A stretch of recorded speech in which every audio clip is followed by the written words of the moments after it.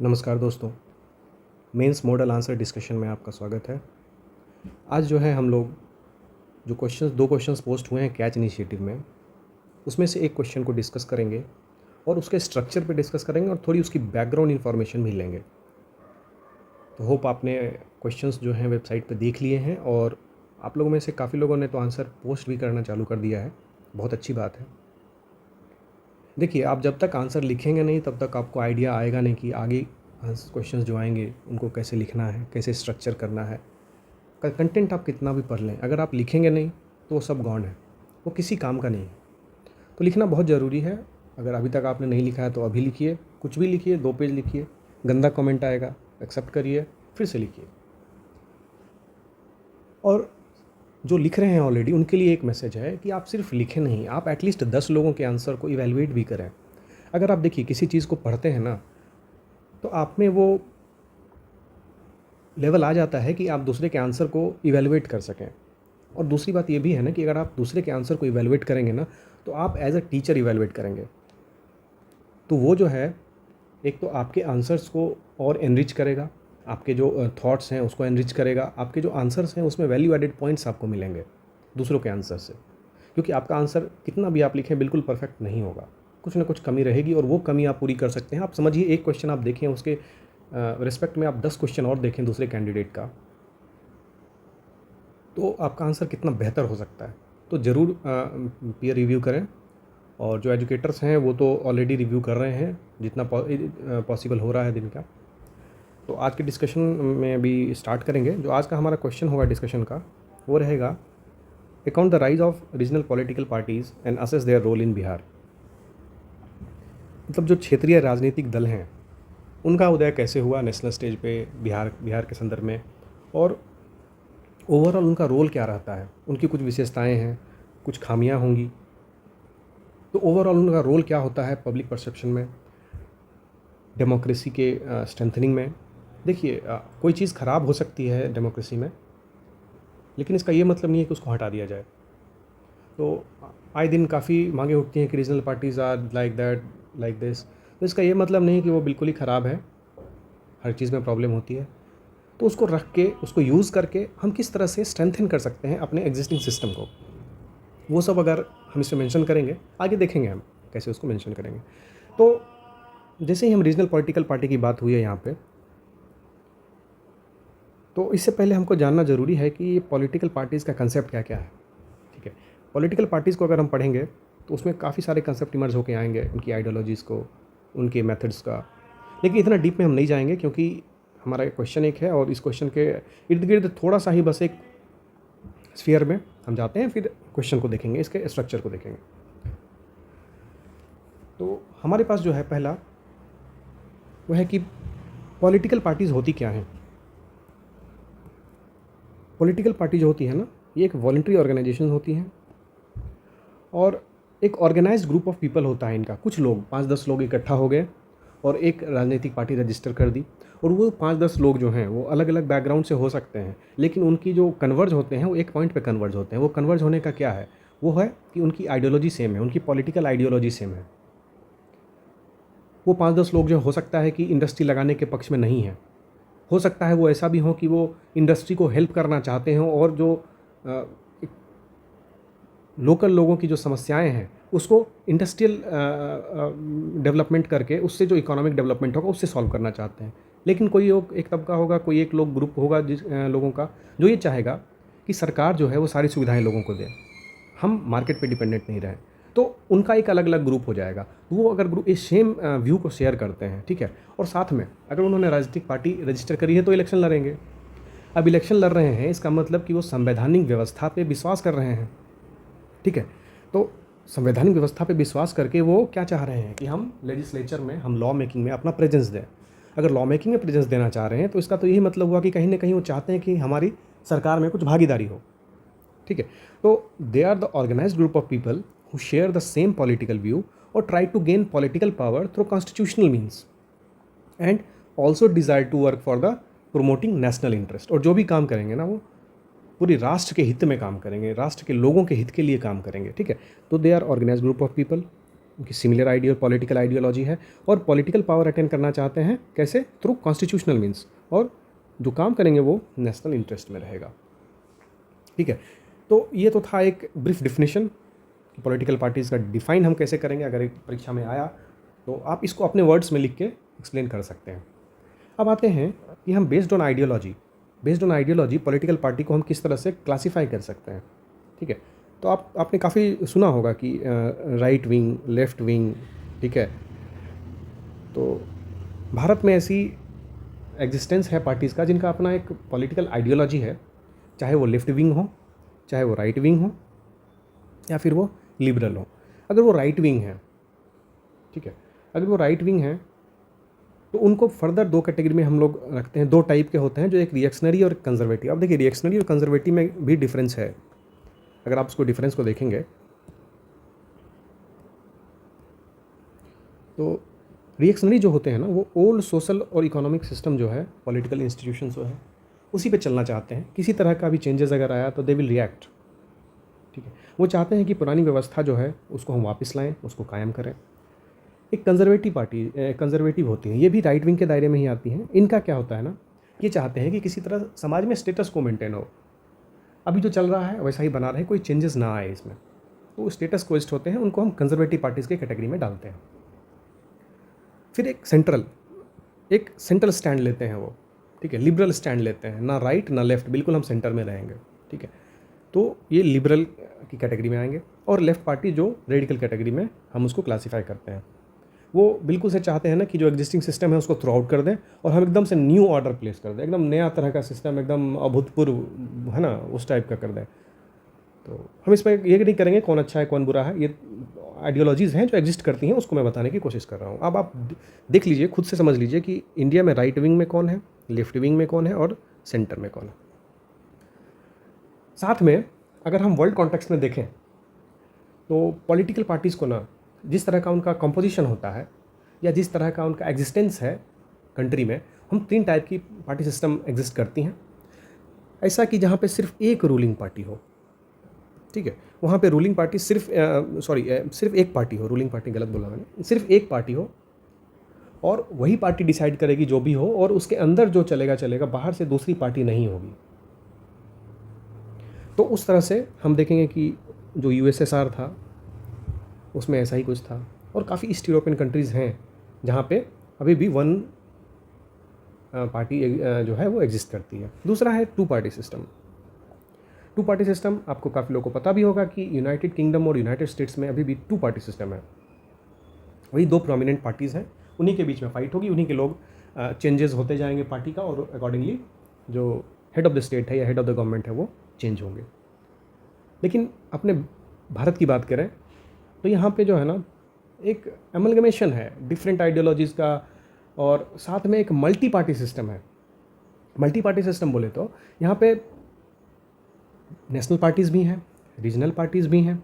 ऐसी पार्टीज़ जो हैं जो 10-15 लोगों से बन के उन्होंने भी रजिस्टर किया है। कहें तो 3000 से ज़्यादा छोटी छोटी पार्टियाँ हैं।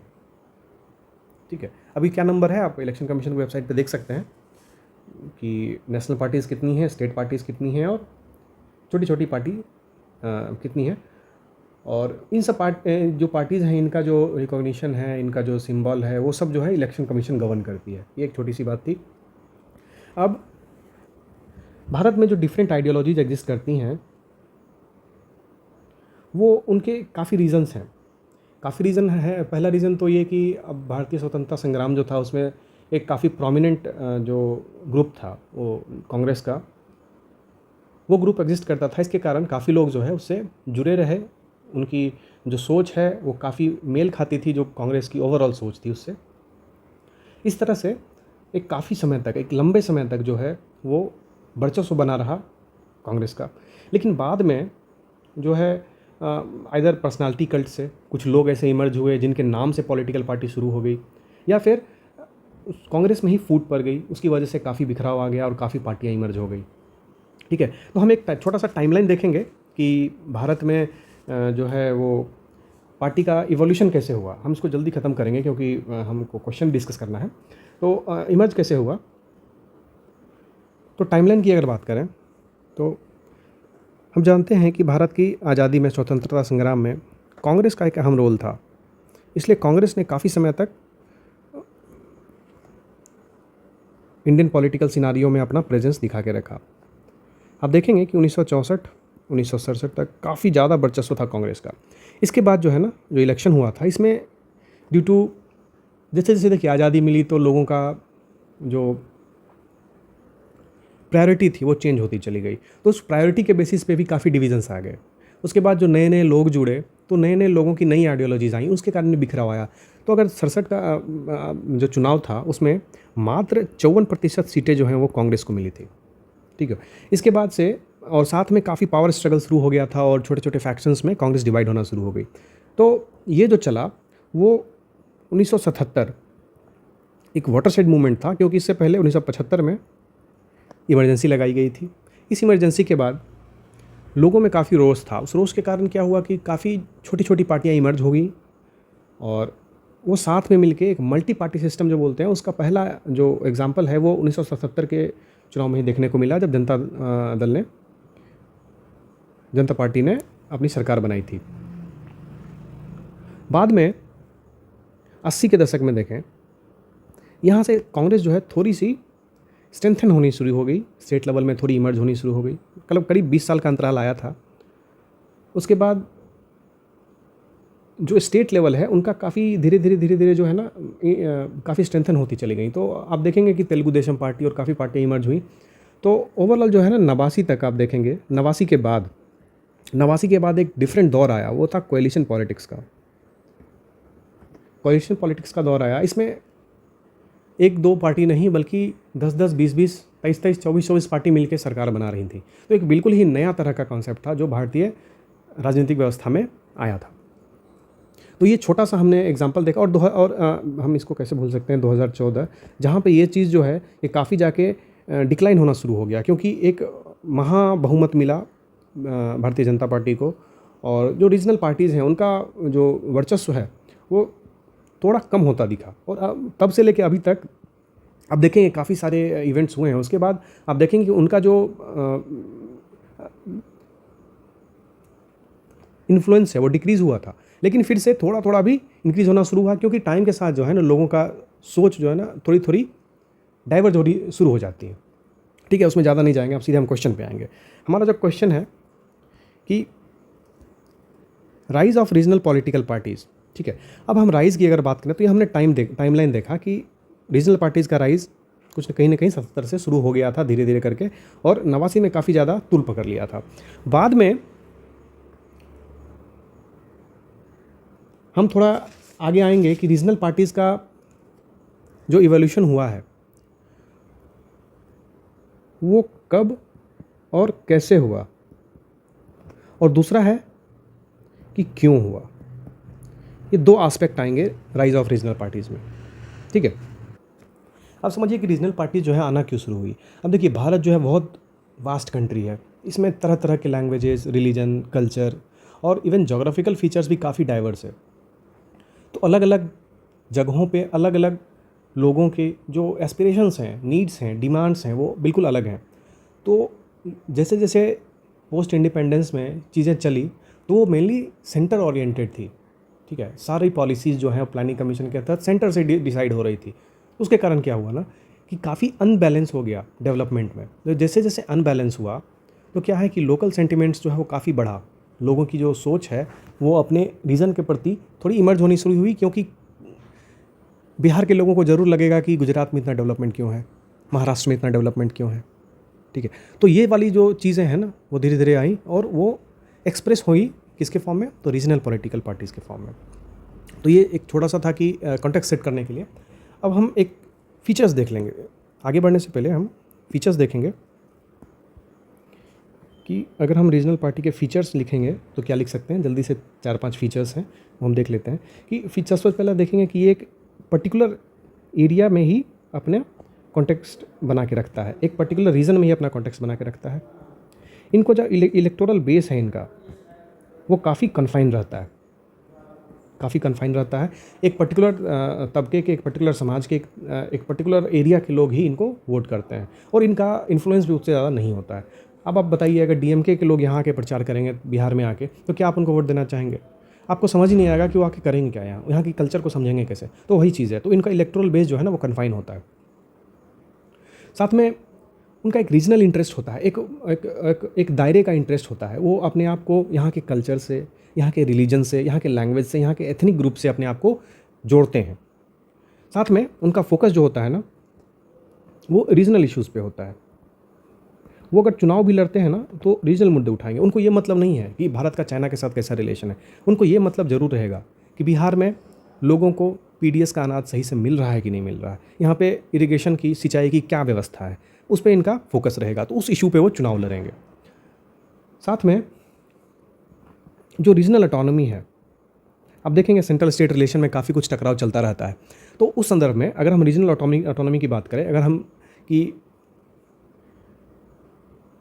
राज्यों को कितना ज़्यादा अधिकार मिले अपने जो भी उनको शेड्यूल 7 में जो भी लिस्ट में आप जानते हैं काफ़ी अधिकार दिए हुए हैं, उसमें भी कैसे इंडिपेंडेंस उनको मिले और सेंटर का इन्फ्लुएंस कम हो, फंडिंग कैसे ज़्यादा आए। तो ये सब जो है ना उनकी फीचर होती है, जो उनकी डिमांड, जो रीजनल पार्टीज़ ही हैं जो ये सब डिमांड उठाती हैं।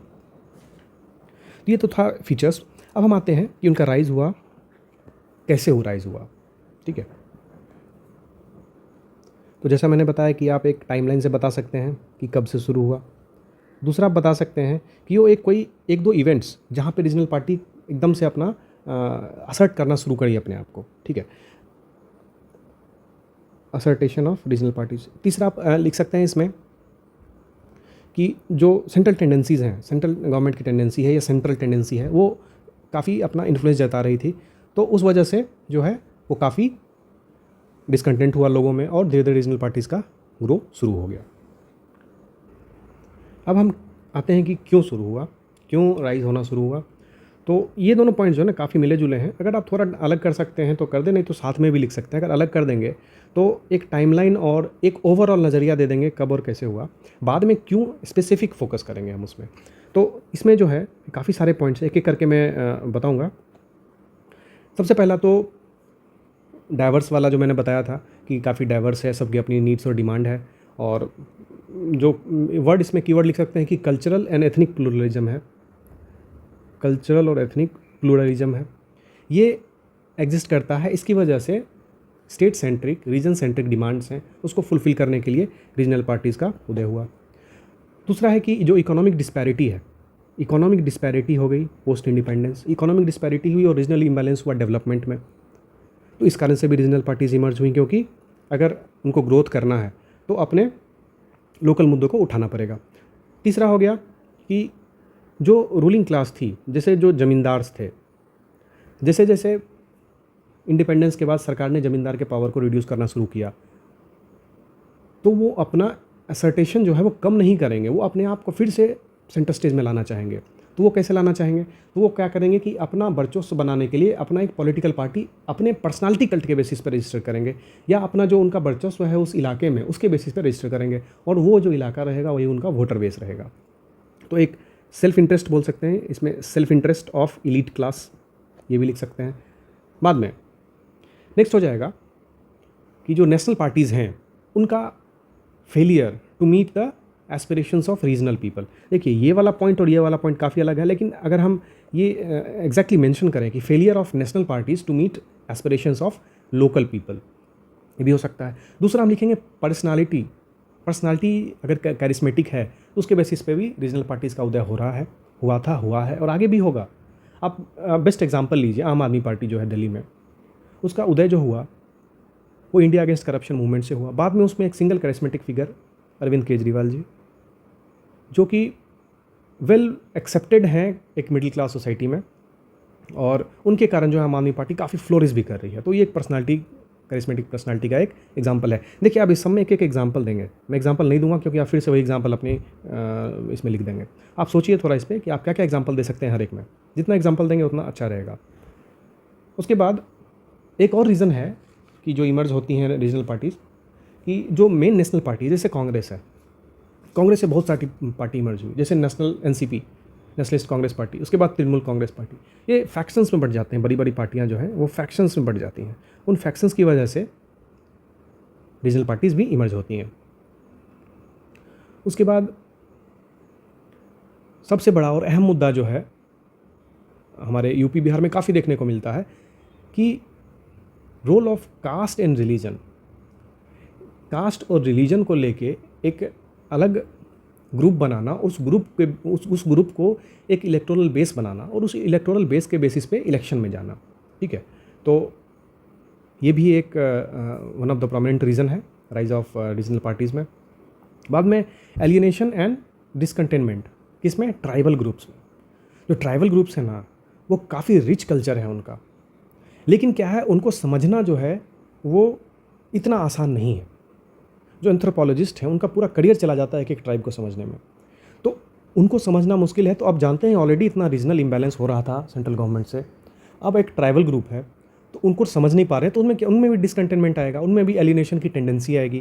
अब देखिए झारखंड बना, उससे जो एक पार्टी इमर्ज हुई झारखंड मुक्ति मोर्चा, उसी तरह से काफ़ी पार्टीज़ हैं। ठीक है, आप एग्जांपल में करिश्मेटिक में आप लिख दीजिए बीजू जनता दल, वो भी करिश्मेटिक लीडर हैं उनके। तो इस तरह से आप एग्जांपल लिखेंगे अगर हर एक में एक एक एग्जांपल भी, तो अच्छा रहेगा। तो ये हमने देखा कि रीजनल पार्टीज़ का राइज़ क्यों हुआ, कैसे हुआ, कब हुआ, फीचर्स भी हमने देख लिया। अब आते हैं बिहार के संदर्भ में। ठीक है, हम जो रोल ऑफ रीजनल पार्टीज़ है उसको बिहार के संदर्भ में ही डिस्कस करेंगे, सो दैट कि कन्फ्यूज़न ना रहे।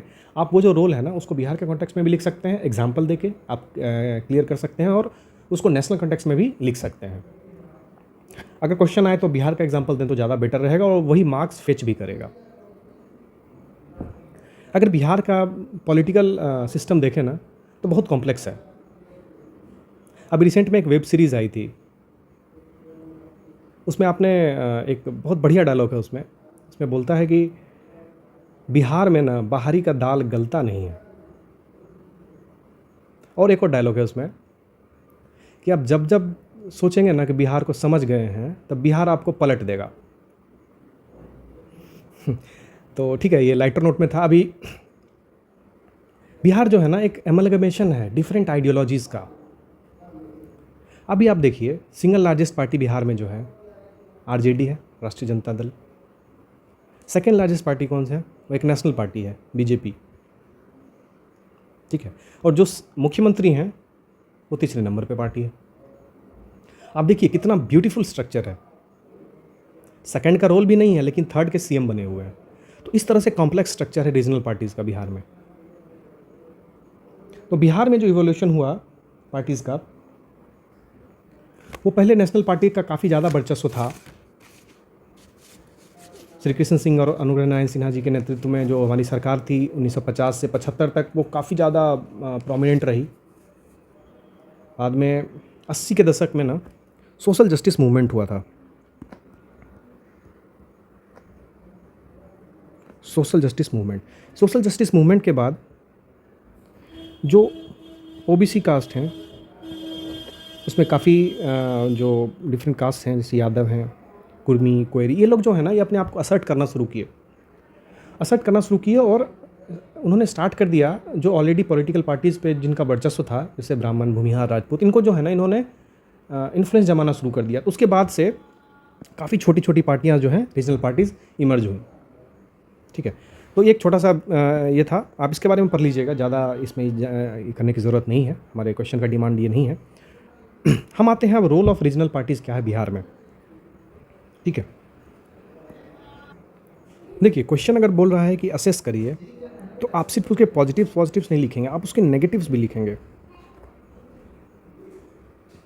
ठीक है, तो पहले हम पॉजिटिव्स को देखेंगे कि पहला है कि अगर रीजनल पार्टीज़ हैं तो उनका क्या होगा ना कि वन पार्टी का डोमिनेंस जो है सेंटर में, जो सेंटर लेवल पे वन पार्टी का डोमिनेंस है उसको चैलेंज करने का आमदा रखते हैं।